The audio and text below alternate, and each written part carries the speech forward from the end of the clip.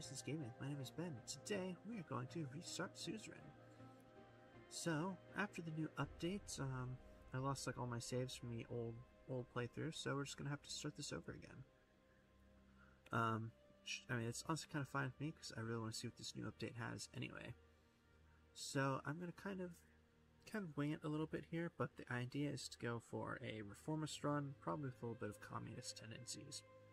So let's just see how this goes. Let's check out this new update here.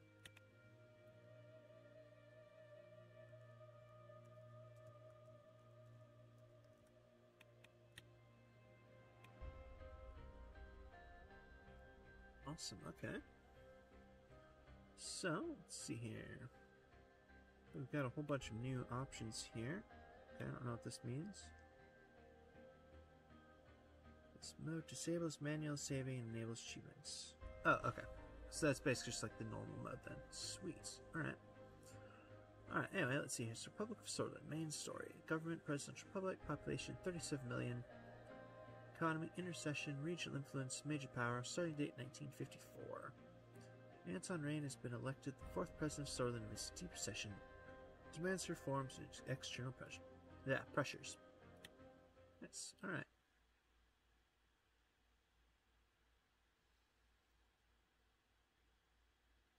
So I'm guessing we're probably going to start with a similar prologue as last time, but I don't know, let's see what happens. Yep, there we go, it's even the same quote as before. You are my enslavement and my freedom, you are my flesh burning like a raw summer night, you are my country, Nazim Hikmet Ram. 1908, Kingdom of Sworland. You open your eyes to this world. You came from... I'm going to go with poor. Oh, I kind of like this new layout though, it's kind of nice. Your parents named you Anton. As the only child of a farmer, you spent your childhood among wheat fields. Life was not easy. You were too poor to afford a good education. The Rayne family was caring regardless of the economically dire situation. Your parents always did the best to support you. The years passed. Alright, 1923. During history class at school, the bell started ringing unexpectedly. You heard a loud commotion outside. As everyone tried to figure out what was going on, the principal announced a historic revolution. The kingdom was no more. The Republic of Sworland was born. I'm just going to go with I was worried. Why not? After graduating, you passed the university exam with high marks. Even though your family is poor, the public education system made it possible to go to university. You had the opportunity to choose between several studies. You chose...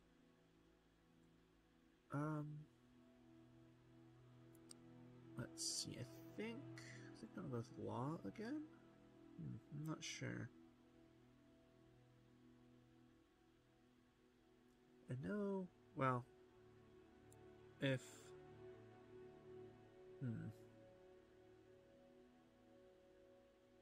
Yeah, I don't know. Let's see.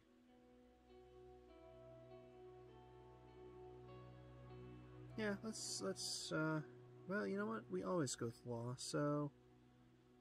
Let's try something a little bit different this time. I'm gonna go with history. Why not? During the first year, you attended a lecture with David Vichy. He is a well-known diplomat from the Foreign Ministry and the son of the president. After observing the hall in silence, he explained why real politics is important for successful foreign policy. He argued that a strategy based on practical and material factors would be much more successful in reaching Sworland's ambitions. I'll agree in principle. 1927, May 22nd. Soldiers entered the campus in the evening ahead of the first election. Many were in shock as uniformed men created a security cordon and started arresting the teachers. A group of students started gathering protest. Along with their best friend, Peter Vector, and you decided to... we're going to protest. One of the officers made a loud announcement that echoed through the campus. General Ludwig declared martial law in order to restore the administration. Please stand back and disperse your rooms. You join the students and slowly march towards a large group of soldiers. Suddenly, the soldiers charged. A student fell as trampled as everybody started running away. I'm going to go ahead and hold our ground. The soldiers beat you relentlessly. It was a gloomy year. Fantastic. October 10, 1927. The coup split the students into two groups and caused frequent fights. Torture and imprisonment of any opposing voice became a daily routine in Deer. He didn't want to stay idle and decided to join... let's try the student council. The council is focused on increasing the student involvement in the campus, along with partaking in the budget. Through active participation, he gained budget management and leadership skills. One of the meetings, Beta Vectron introduced you to a classmate of his, Monica, who immediately attracted to... Let's go with intelligence. She mentioned to you that she was a volunteer for the Source League of Women, an organization campaigning for women's rights. And we're going to support her cause. The politically charged environment led you to... Let's not join anything. Try to see if I can stay as neutral as possible here. June 2nd, 1928. Radio relayed that the Communist General Regard surrounded Luder and his troops, demanding their surrender. They refused, and heavy fighting broke out across the country. You just couldn't believe it. The army was fighting amongst themselves. Sorlin plunged into chaos. The clashes escalated into full-blown civil war. The horrors made you isolate yourself for a while. Monica helped you cope, and love grew between the two of you. However, it was a difficult time for love. Chaos had to end. 1929. The charismatic Colonel Tarkin Sol orchestrated a sudden attack on the capital where the Ludernist and Ricard's forces were battling each other. He defeated both, ending the war. A new constitution was written, and the military government began efforts to restore stability. Many people saw the Colonel as a savior. He formed the United Southern Party and ran as a presidential candidate. The first ever single-party elections. Let's go and vote for him. The SP won the election by a large majority. The military government announced a 4-year restoration period, transforming it into an entirely civilian government. After graduation, you kept seeing Monica. You're both interested in marrying and starting a family. However, a letter arrived from the military calling you to fulfill your compulsory service. It's time to serve your national duty. February 1930. A devastating civil war broke out in the neighboring country of Valen. It quickly turned into a proxy war between regional world powers. The distinguished Major Joseph Vancia ordered you to lead your squad on a border patrol mission. It was a very cold winter night when you began marching out of the Boomerang outpost. You could see your breath. After several hours of marching through the snowy hills, distant noises were heard. Visibility was too low to confirm the source. The squad crawled forward in formation and found a spot to observe. A group of refugees had made it to the border fence. I don't know, let's go and take them back. Refugees were in despair and they realized you were taking them back to the border. Screams of protest ensued as they were restrained. You delivered them to the border guards. After several months of military service, your duties ended and went back to civilian life. Alright, July 1931. You and Monica decided to share your lives together. After receiving the blessing of her parents, a ceremony was held in the sword. During the same year, you were offered a high-paying job within the governing United Southern Party. It was important to start your career on a good foot, so you accepted it.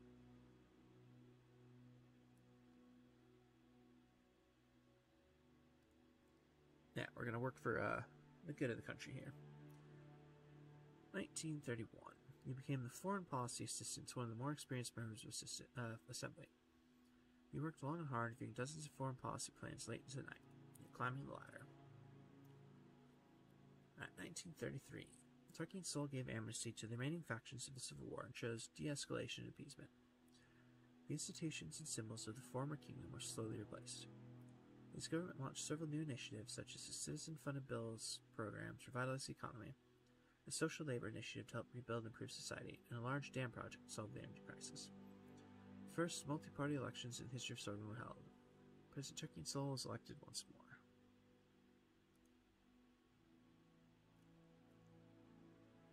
(1934). The preparation of a comprehensive trade agreement with Agnolia has occupied most of your personal time. But your significant contribution to the trade talks triggered an invitation to meet President Tarkin Sol himself, who offered you a key position. You are to become the youngest member of Assembly. I don't know, let's go and accept right away. As the youngest MP, it is difficult to connect with the influential inner circle. You need allies. He brought in Peter Vector, his right-hand man. Birth of your son Frank provided a brief moment of joy and relief. Let's see. We're gonna spend time with our family. Why not? That sounds like the right thing to do.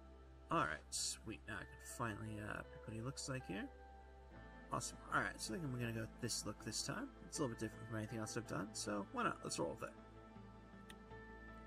Yes. Sweet. Okay. So, election campaign promises. As Anton Rayne, you have made consequential promises to the people of Sorland to gain their votes in the 1953 election campaign. Consider these statements carefully. So, economic direction. After the recent market reforms and the recession, the country finds itself stuck between two different economic systems with indecision and turbulence, causing population to demand a direction. Now, I'm definitely going for a planned economy. I don't entirely know why, but that feels like it's going to be the best way to go some economic growth here.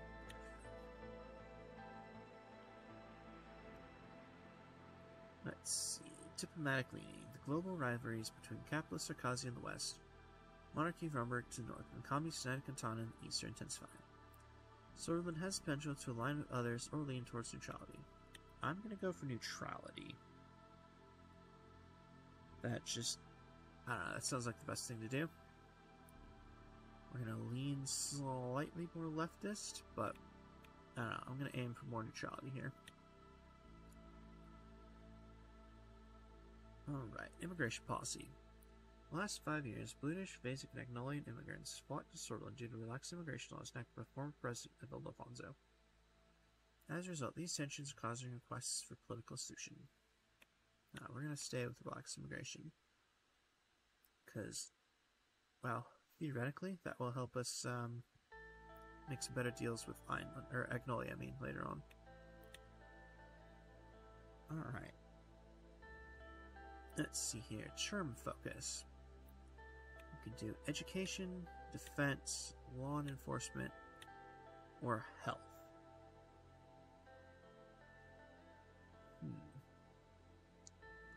Alright, this is a tough one. Let's see, education says, the once praised public education system of the nation has suffered significant setbacks in the last decade. The lack of new schools, high student-to-teacher ratios, low teacher salaries, even the lack of classroom equipment in certain parts of the country cause massive divergencies in the public education system. Defense. The Source Armed Forces were the nation's most funded branch until the Alphonse government reduced the defense budget significantly. With the increase of saber-rattling threats looming in the north by Rumberg and a growing presence of superpowers in the region, critical deterrence of the SAF matters more than ever. Law and enforcement. Recently culminating political tension between different youth groups and socioeconomic pressures between multiple classes of society is increasing issues of law and enforcement systems. Police need help keeping up the increased crime rates. Simultaneously, judges and courts deal with an enormous growing backlog of legal cases. And health. Sorland's health system and healthcare equality have stagnated due to administrative inefficiencies, increased service demand, and an increasing divide in the service quality between urban and rural hospitals. The average life expectancy has dropped significantly, with issues such as maternity deaths and disease outbreaks. Alright, that looks to be about everything.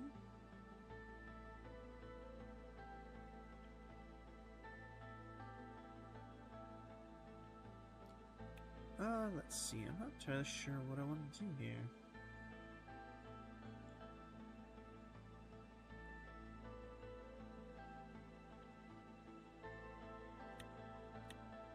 I'm gonna go ahead and go for law enforcement. Yes. I don't know, that feels like the right thing to do. Just, again, going off what I remember from the, older version of the game, that might be useful to help us get the, like, secret police and stuff, and, give us the power to take down the old guard. So we're gonna do that. Yes. Awesome. Alright, 2 weeks have passed since we won the election. Now I was about to be sworn in as the 4th president of Sorland. Thousands were watching the inauguration ceremony and cheering my name, Anton Rayne. The die was cast. And there my story began. In the distance, the Maroon Palace stood on top of the famous Hill of Pride. I had no way of knowing what future awaited me there. I looked at my family. My son and daughter, Frank and Diana, were next to Monica, my wife. Her eyes were glimmering with pride. And then I turned towards the key people who made it all possible. Of course, each individual is promised an important position in my government. I saw my previous rival and former president, Evel Delfonso, give me a slight nod. Talking Soul was also invited, but as expected, he didn't leave his eye on retreat. As my thoughts slowly faded away, the reality of the situation dawned on me. Orso Hawker, the Chief Justice of the Supreme Court, was waiting for me. The time for the oath has come. I'm ready. Please repeat after me. I do solemnly swear. I do solemnly swear that I will respectfully execute the office of the President of Solvin. And to the best of my ability, preserve, protect, and defend. And to the best of my ability, preserve, protect, and defend the people and the Constitution of the Republic of Solvin. You may now deliver your inauguration speech, Mr. President. It's an honor, sir. My fellow swords.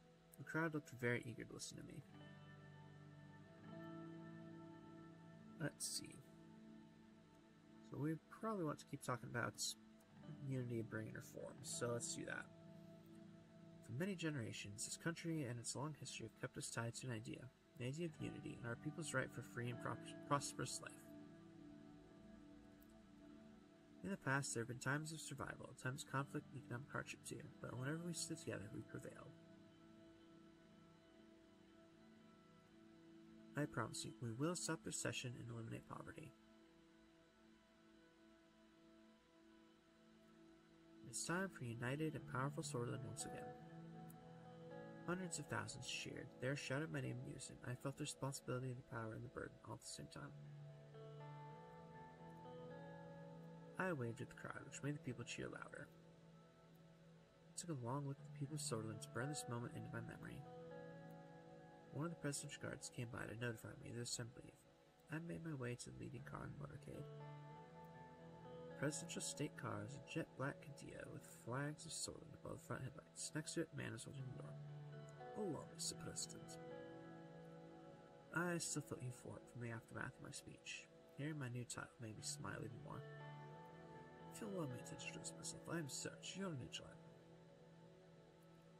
Nice to meet you, Serge. It's an honor. He respectfully bowed his head before opening the car door and gesturing inside. I entered the car. We'll be heading towards the palace. The motorcade began to move. On the way, Serge proceeded to explain his duties as a driver. As minutes passed by, I found myself lost in thought again, barely paying attention to what he was saying. He suddenly gestured out the window. Listen to beauty, the Maroon Palace. He was right. Sunlight glinted off the palace's many maroon-colored domes. It was so bright that I had to look away. Every time I look at it, I am reminded of my duty to this nation. So do I, Serge. It's the beating heart of the nation, after all. Well said, Mr. President. The car drove past majestic gates, continued uphill to the entrance, and stopped in front of the doors. Serge got out of the car and opened the door for me.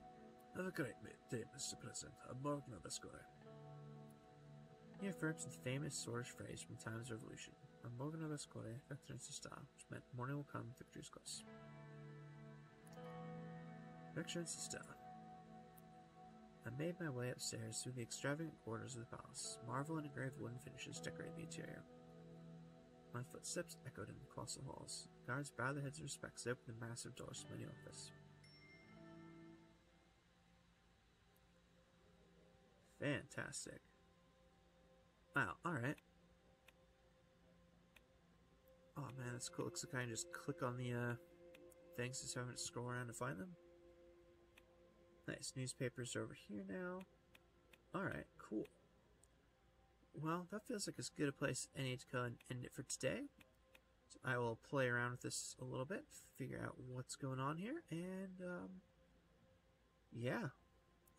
Thank you all for watching, and hope to see you next time.